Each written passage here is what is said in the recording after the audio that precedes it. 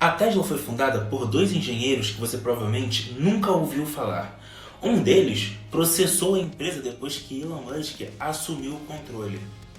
Elon seria um visionário que resgatou uma empresa quebrada ou um bilionário que apagou a história de quem começou tudo? A Tesla é as duas coisas ao mesmo tempo, mas você vai decidir sozinho. Só que antes eu vou te contar os fatos que a maioria não conhece. Por quase 100 anos, a indústria automotiva mudou muito pouco. Motor a combustão, cadeia de fornecedores rígida, concessionárias como único canal de vendas.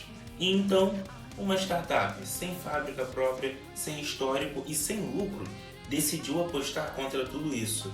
Quase todos os especialistas da época diziam a mesma coisa: essa empresa não vai durar 2 anos. Eles quase acertaram. A empresa chegou à beira da falência não uma, mas 3 vezes. Carros elétricos não são uma invenção da Tesla. Eles existem desde o século XIX. E décadas antes da Tesla nascer, montadoras já tinham tentado e fracassado. As baterias eram caras, a autonomia era curta e uma indústria inteira era estruturada em torno do motor a combustão, da extração de petróleo às revisões em concessionária. Não havia um incentivo verdadeiro para mudar uma coisa que já lhes dava lucro. Foi nesse cenário considerado impossível de desromper que um pequeno grupo de engenheiros decidiu tentar de novo. Você aí, você mesmo, o botão de se inscrever tá te encarando há mó tempão. Se inscreve aí! Muitas pessoas não sabem, mas a Tesla não foi fundada pelo Elon Musk. A empresa foi criada em 2003 por Martin Eberhard e Mark Tarpenning, dois engenheiros que queriam provar que um carro elétrico podia ser desejável, não apenas ecológico. Pouco depois, Ian Wright e J.B. Straubel se juntaram ao projeto. Elon Musk entrou só em 2004 como o maior investidor da primeira rodada de captação, tornando-se presidente do conselho. Ele assumiu o cargo de CEO apenas em 2008, depois de uma disputa interna e uma reestruturação da liderança da empresa. Aqui tem um detalhe que é importante. A visão original da Tesla, que é carro elétrico de luxo primeiro, carro popular depois, já existia antes do Musk assumir o comando. O que ele trouxe foi capital, uma rede de contatos e uma disposição absurda para assumir riscos extremos.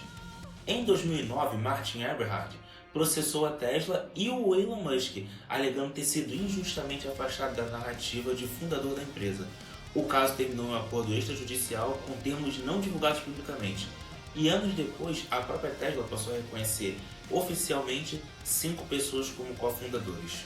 Ainda hoje, há quem defenda que Musk foi o responsável por salvar uma empresa à beira do colapso e quem argumente que essa narrativa de fundador apagou o mérito de quem criou a ideia original.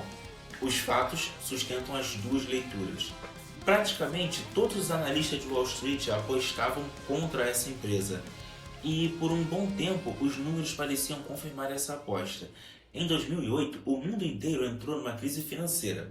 A Tesla, ainda sem lucro, quase ficou sem dinheiro para pagar a folha de pagamento. Segundo o próprio Musk relatou publicamente anos depois, a empresa chegou a dias de falência, antes de conseguir uma rodada de investimento decisiva fechada nas vésperas de 2008. Sobreviver não significou parar de sofrer. Anos depois, veio o que a própria empresa chamaria de inferno da produção. A tentativa de escalar a fabricação do Model 3 em 2017 e 2018, quando as linhas de montagem paravam constantemente e Musk, junto com uma parte da equipe, chegou a dormir dentro da fábrica para resolver os problemas em tempo real. Mas antes disso, veio o Model S em 2012, o primeiro sedã elétrico a competir de igual para igual com os carros de luxo tradicionais em desempenho, não apenas em sustentabilidade. E foi nesse momento que a indústria passou a ver de forma diferente a Tesla. Enquanto o mundo observava os carros, a Tesla construía silenciosamente algo maior, as Gigafactories, fábricas de bateria em escala industrial criadas porque, segundo a própria empresa, não haviam fornecedores no mundo capazes de produzir baterias suficientes na escala que a Tesla planejava. Ter controle sobre a própria bateria deixou de ser estratégia, era questão de sobrevivência. Durante anos, montadoras tradicionais trataram a Tesla como um nicho caro, sem escala para ameaçar o mercado de massa. esse julgamento mudou. Ford, Volkswagen, GM, Mercedes, BMW, Toyota e Hyundai aceleraram cada uma em um ritmo diferente seus próprios programas de veículos elétricos, em parte com uma resposta direta à pressão competitiva e regulatória que a Tesla ajudava a intensificar. É importante ser justo aqui, nem todo o mérito da revolução elétrica pertence à Tesla. Políticas de incentivo governamental, metas de emissão e avanço tecnológico de baterias também impulsionaram o setor, mas poucos discordam que a Tesla acelerou esse relógio em vários anos. Ao mesmo tempo, a empresa hoje enfrenta uma concorrência que ela mesma ajudou a criar, especialmente fabricantes chineses como a BYD, que competem agressivamente em preço e volume. Mas aqui está a parte que muda a forma como você deveria entender essa empresa. Segundo declarações públicas repetidas do próprio Musk e de executivos da companhia, a Tesla nunca se via no longo prazo apenas como uma fábrica de carros. Carros elétricos foram o primeiro produto, não o objetivo final. A tese pública da empresa sempre incluiu inteligência artificial aplicada a veículos autônomos, robótica com o projeto Optimus e armazenamento de energia em escala através da Tesla Energy. Em outras palavras, a Tesla se posiciona como uma empresa de IA e energia que, por enquanto, também vende carros. Ao contrário do que a maioria acredita.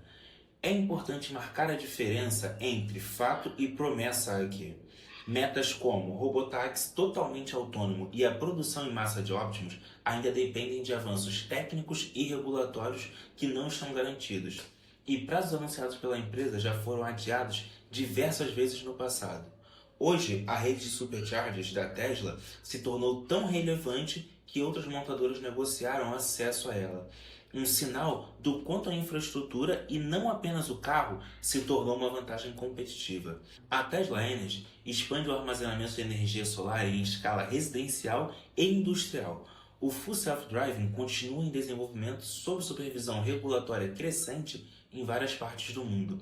E o Optimus é apresentado pela empresa como o próximo grande salto, um robô humanoide de uso geral ainda em fase inicial de produção. O que fica claro é que essa empresa não compete mais apenas contra montadoras, compete contra fabricantes de robôs, empresas de energia e laboratórios de inteligência artificial. Tudo isso ao mesmo tempo. Talvez a pergunta certa não seja mais: a Tesla vai sobreviver? Ela provou isso 3 vezes, quando quase todo mundo apostava ao contrário. A pergunta que realmente importa agora é: quando uma empresa de carros se torna, na prática, uma empresa de inteligência artificial e energia, quem exatamente vai competir contra ela daqui a 10 anos?